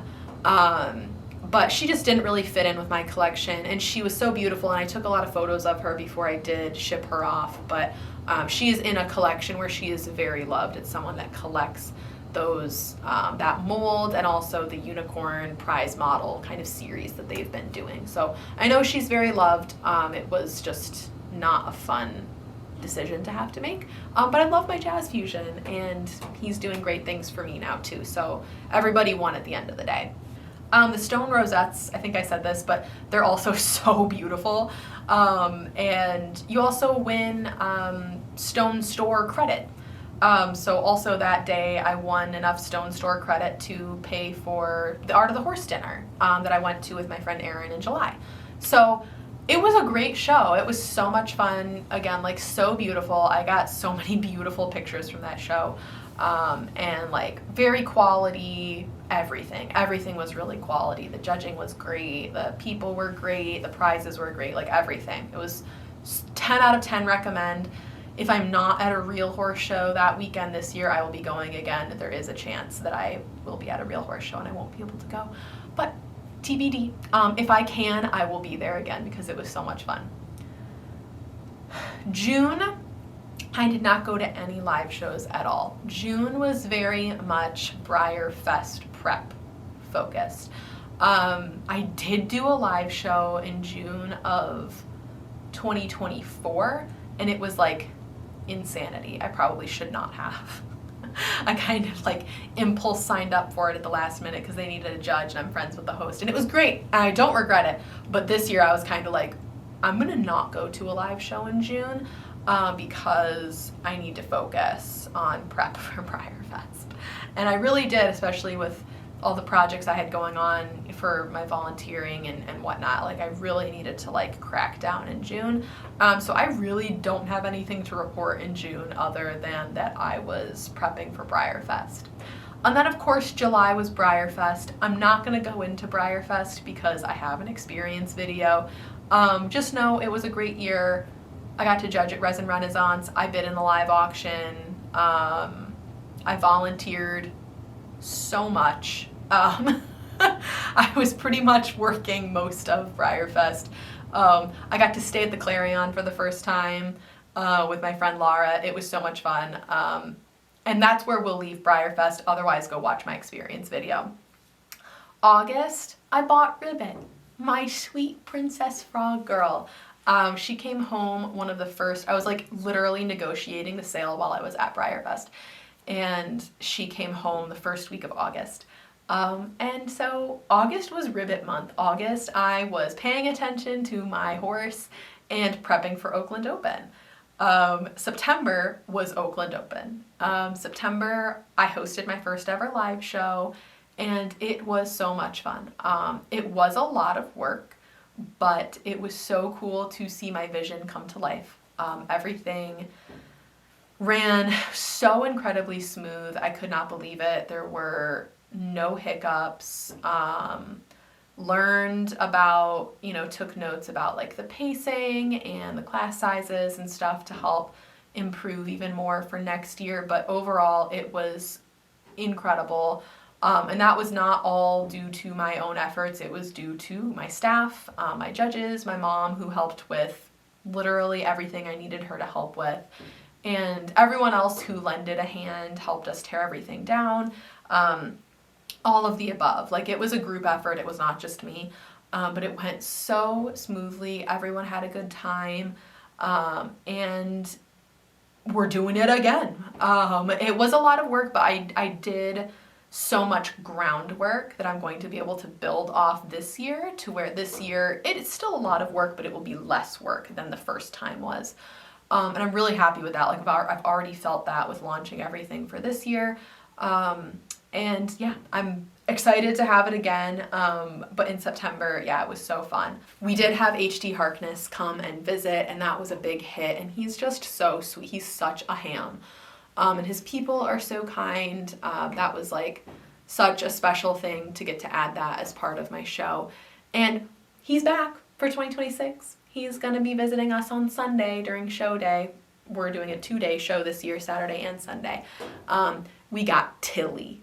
We got Tilly for Saturday. I reached out to Tilly's farm and her people to see if they would be interested, and they are. So Tilly is coming out on Saturday, and Hark is coming out again on Sunday. So you could meet 2 Breyer celebrities, a little mini Breyer Fest here in Michigan in one weekend if you would like. So registration opens on the 7th, just saying. It's probably open as you're watching this. October was back to live showing for me as a competitor. I did 2 live shows in October. I did the Halloween show here in Michigan, which is drivable, but a long day if I drive it, which I always do. And then I did Mischievous Masquerade in Ontario at the end of October. The Halloween show was super fun. I judged at that one as well. I judged the resin division, and my goodness, that was an insane division. Probably the most insane division I judged at any show so far this year. The resin showers in the Midwest really came to play at that one. And then, let's see, Mischievous Masquerade. That was where I did my first performance division. So it was the novice performance. They have a novice performance division. And so I showed in that. At the time, I only had my Western tack set, so I was only able to show in a couple of classes, but I was still able to pull off champ of the novice performance division, and it was nice to kind of just like get a feel for it before jumping in the deep end with open performance. And yeah, I enjoyed that. I did not judge it at this show because I wasn't sure how much effort that was going to, like, I just didn't know. I was doing something new, so I didn't want to also add judging to the mix. So I did the novice performance, and then I also brought my regular strings because I was only doing a few classes, so I figured I'll still be able to show everything else. I did. I wound up overall reserve in the Breyer traditional halter. With that guy. I really like his breed, and the judge did too. So anyways, that was Mischievous Masquerade. It was such a fun weekend. Again, that's an Ontario show, so I got to spend time with my friends Rachel, Barry, and Zoe at that. We had such a good time. The food that weekend, for some reason, was like unparalleled. It was really, really good. We got to do some shopping, and we just hung out, and it was really, really fun. That was honestly one of my favorite weekends of the year. And then December, beginning of December, I went to the GLC holiday show, which is in Illinois. Got to stay with my friend Laura and do some fun stuff together while we were there. The GLC shows are always so fun. It's such a fun, welcoming environment.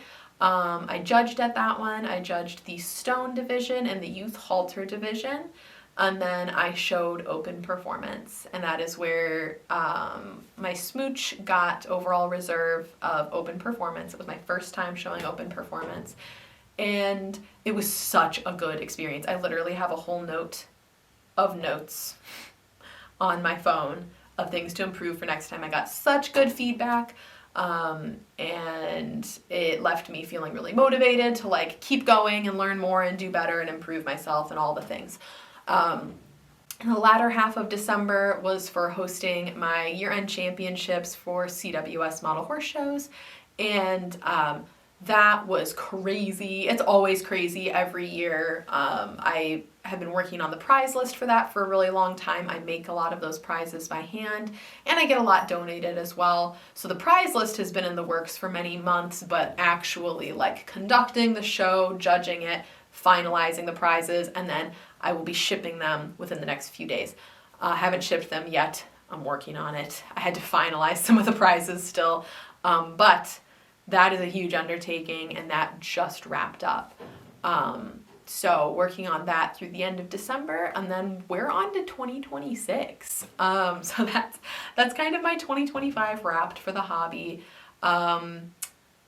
It was a crazy year, again, like lots of new things, lots of growth, lots of learning. And I'm hoping for more of that in 2026. Honestly, 2026, I plan to focus largely on performance showing. My plans... Sorry. Such a big cat. And when he gets the zoomies, it is so funny because he's so large. He just like... I don't know. He's so... You have to see. Anyways, I'm sorry. I got distracted. My first 3 live shows of 2026 are kind of set in stone, and I plan on showing open performance in all 3 of them. That is going to be my focus leading up to NAN and Breyer Fest 2026. I'm trying to show as much performance as I can, get experience, get out there, get feedback, make mistakes so that I know what I'm doing wrong so that I can learn from them.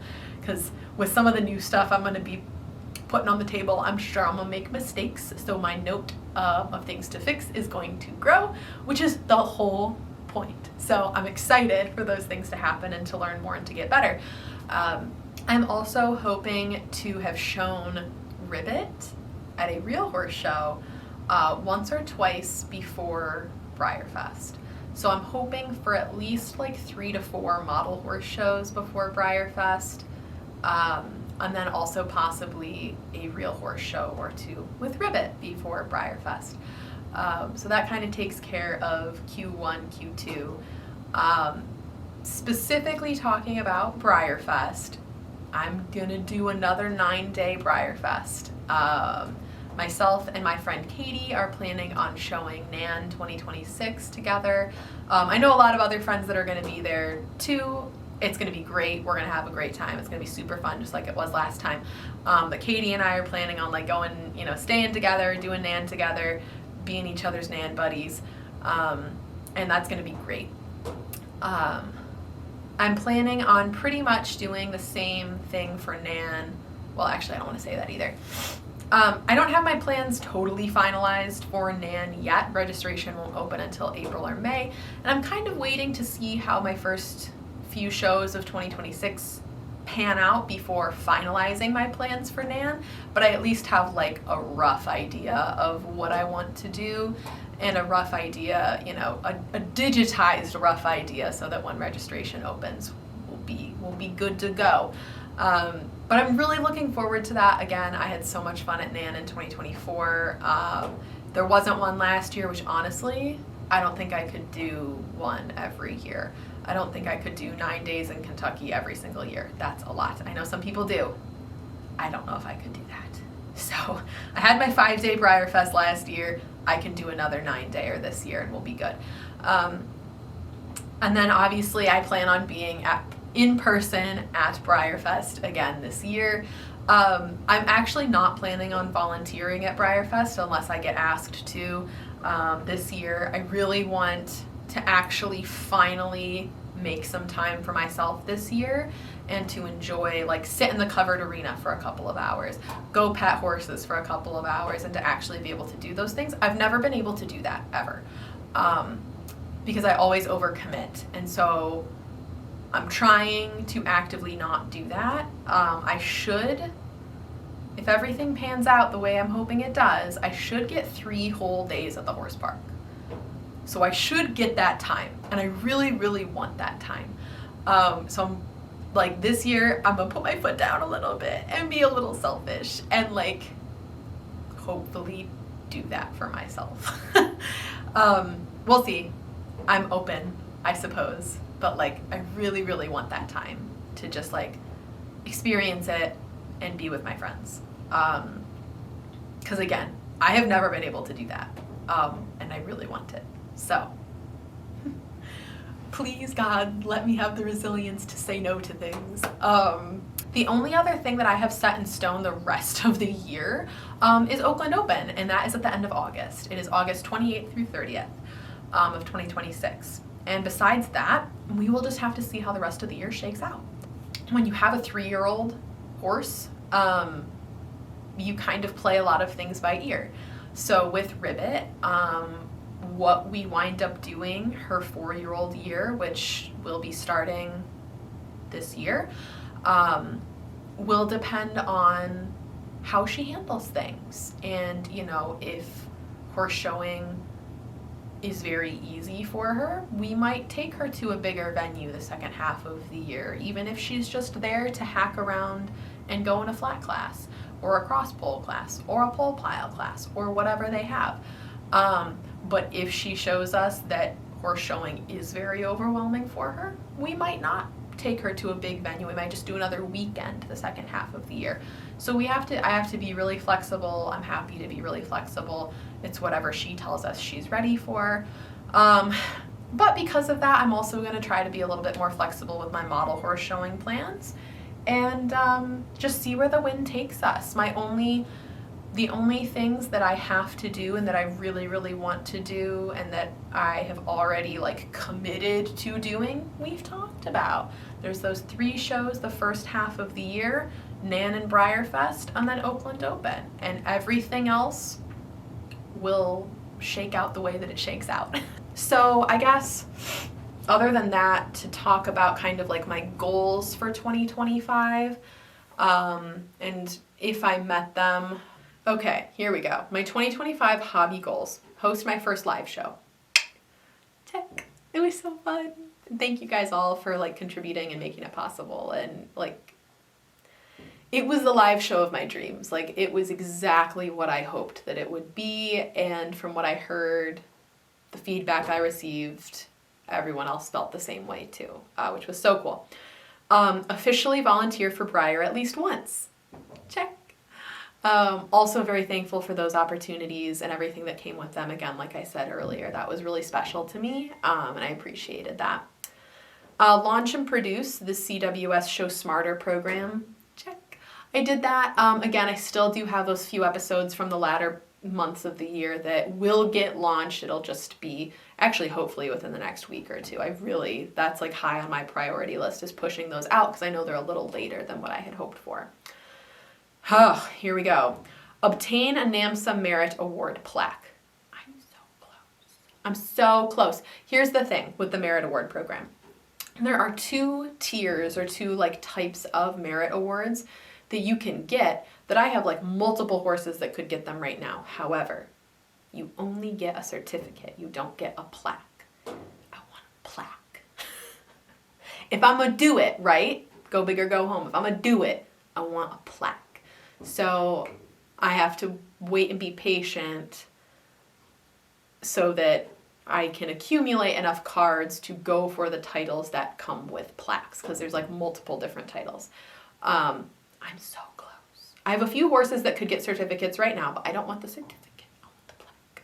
So I'm being patient and I'm waiting. But I've got 2 horses that I definitely think will get plaques in 2026. I'm really close. So I didn't like meet that goal, but I've been working on it. Expand my judging resume to include more prestigious shows. I definitely think that I accomplished that one. I judged at BVG Live in April and Resin Renaissance in July.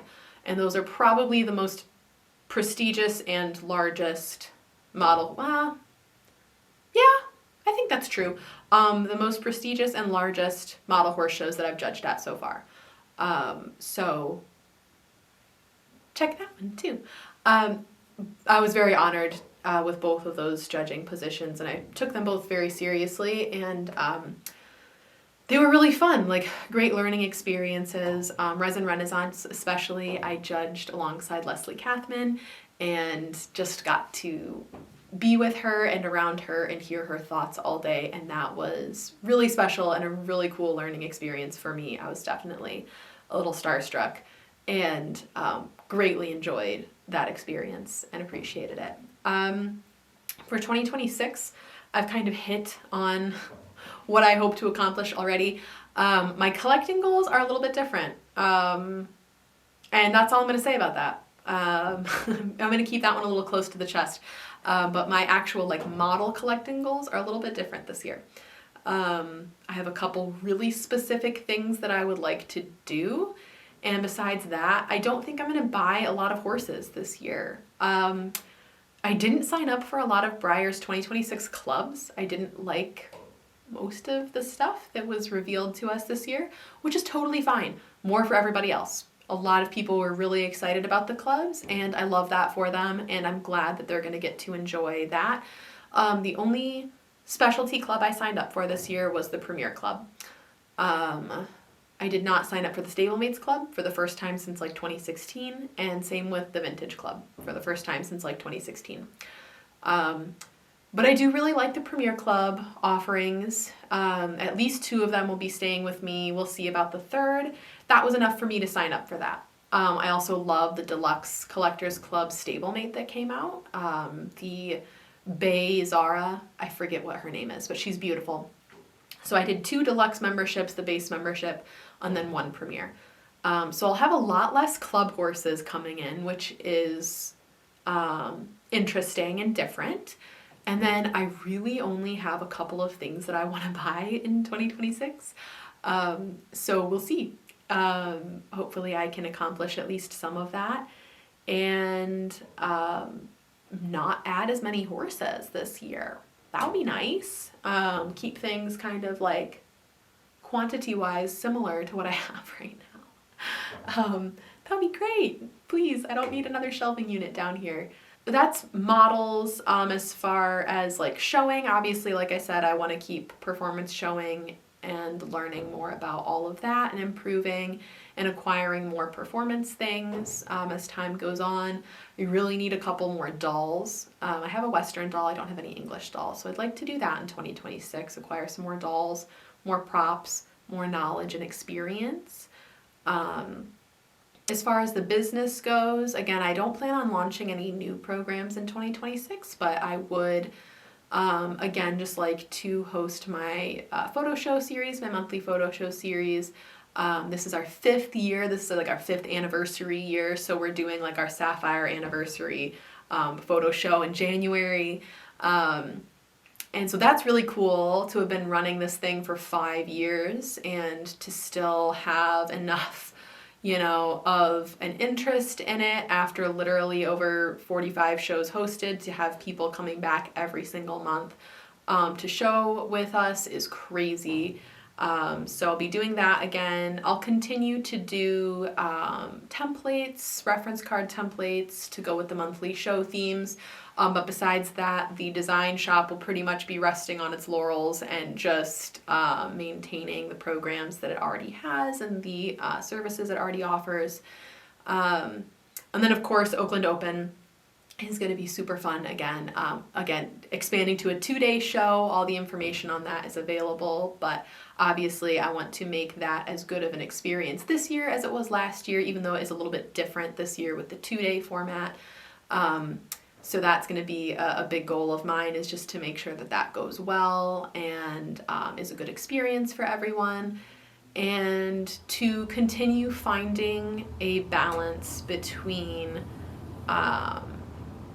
ribbit and model horse community stuff, responsibilities, obligations, projects, etc. It's hard. It's hard to find a balance. I am busy a lot. and I'm tired a lot. And it is tiredness that comes in the pursuit of things that I love, and that's a privilege and an honor. But my goodness, it is tiredness. It is there and it is real. So continuing to try to find a balance between those two things, while of course prioritizing the well-being of the real animals that I am responsible for before all else, but then also still being able to indulge and enjoy my plastic horse hobby and my plastic horse responsibilities, making sure that I keep up with those. So I think those are all my goals for 2026. Performance showing, learn more, acquire the cool things that I'm trying to acquire, host the photo show series and Oakland Open successfully, and balance between real horses and the hobby.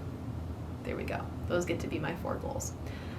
I have been yapping for a long time. I've almost lost my voice. I've barely eaten anything today, and I have to go to a New Year's party. So I'm going to wrap this here. I think that we've chatted plenty. If you're still here, thank you for listening to everything that I found to say in this video, because it was a lot. And Happy New Year. See you all in 2026. I cannot wait to have another hobby year with you all, and I will see you all in my next video.